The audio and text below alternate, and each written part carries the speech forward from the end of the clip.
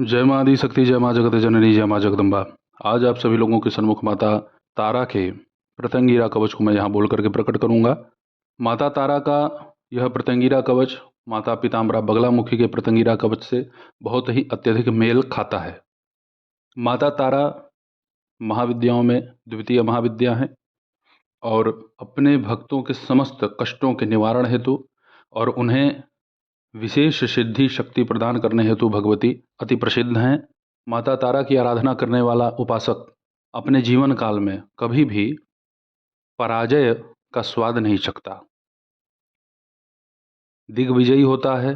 जिस भी कार्य को करता है उस कार्य में उसको यश, श्री और विजय प्राप्त ही होती है।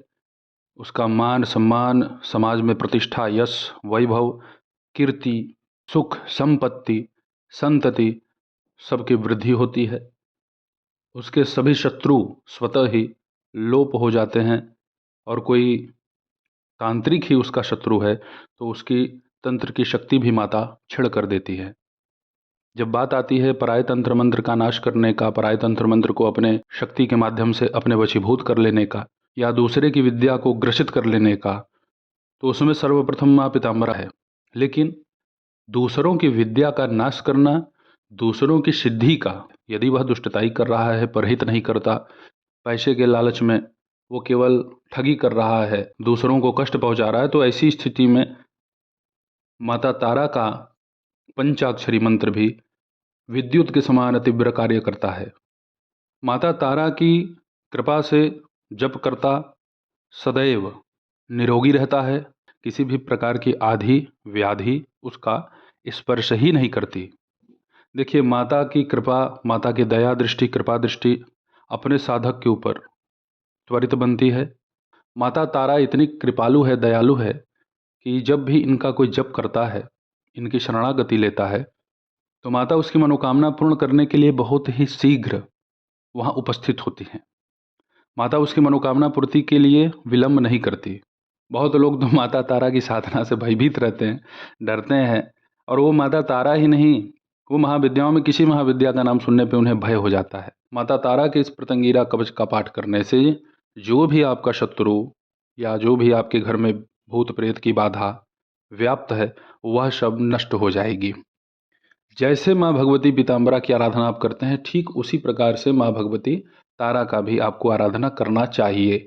इसमें कोई अंतर नहीं है। हाँ, माता तारा के आराधना में अंत में आपको नींबू चाहे अनार की बलि देनी होगी। माता तारा के इस प्रत्यंगिरा कवच का पाठ आपको किसी भी प्राण प्रतिष्ठित मंदिर में ही करना चाहिए, और यदि वह प्राण प्रतिष्ठित मंदिर भगवान शिव का है तो अति उत्तम है। उत्तर दिशा की तरफ अपना मुख करके आपको कुश के आसन पर बैठना है। साफ सुथरा कोई भी वस्त्र आप पहन सकते हैं।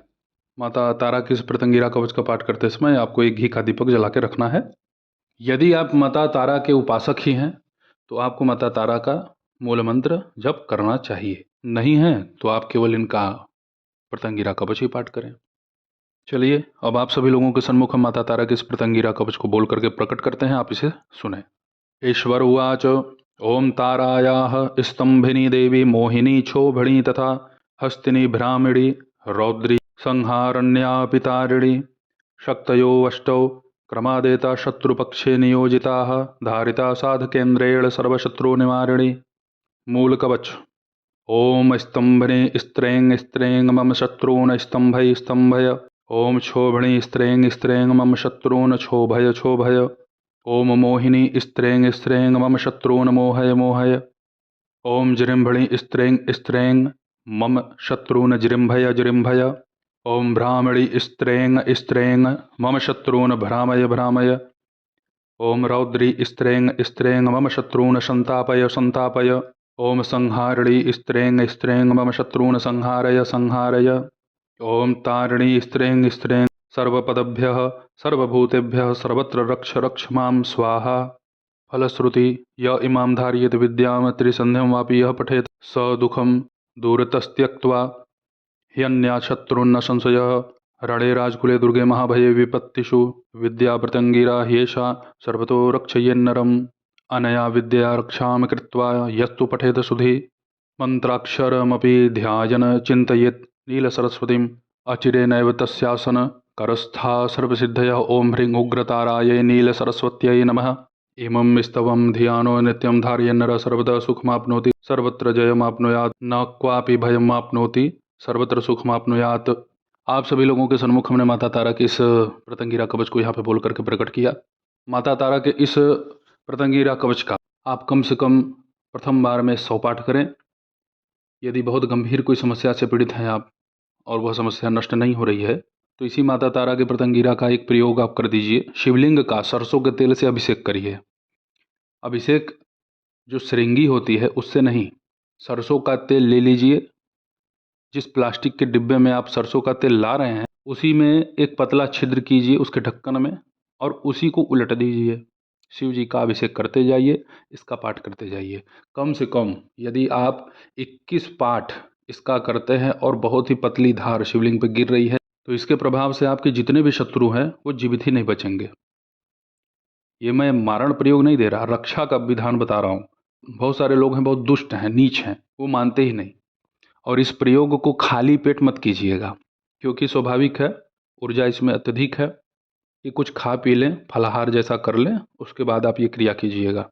इस प्रयोग को कीजिए, इसका अद्भुत लाभ आपको मिलेगा। और माता तारा के नाम से शंकर जी के मंदिर में यदि आप नित्य एक दीपक जलाते हैं या किसी भी महाविद्या के नाम से तो वही महाविद्या आपकी चिरकाल तक रक्षा भी करती हैं बिना किसी मंत्र साधना सिद्धि के। भगवती की कृपा बस केवल हो जाए तो आदमी तो बहुत कुछ प्राप्त कर ले। डिस्क्रिप्शन में इस तारा प्रतंगिरा कवच को मैं प्रकट करा दूंगा। ऐसे ही आप सभी लोगों की सेवा में मैं उपस्थित होता रहूँगा दिव्य विषयों के साथ। तब तक आप सभी अपना ध्यान रखें, सुखी रहें, स्वस्थ रहें।